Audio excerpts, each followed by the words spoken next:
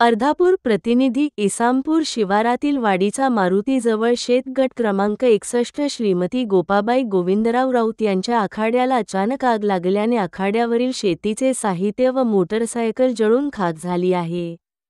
इसामपूर शिवारात अचानक आग लागल्याने शेतीतील आखाडा व त्यातील शेतीसाठी असलेले साहित्य तसेच सावलीमध्ये लावलेली मोटारसायकल अचानक लागलेल्या आगीत जळून खाक झाली असल्याची माहिती शेतकरी मारुती गोविंदराव राऊत वाडीकर यांनी दिली आहे। शेतातील आखाड्याला अचानकपणे लागत असलेल्या आगीमुळे शेतकरी हैराण झाले आहेत। आखाड्यावरील शेतीपूरक साहित्य व वस्तू जळून खाक होत असल्याने शेतकऱ्यांचे मोठ्या प्रमाणात नुकसान होत आहे।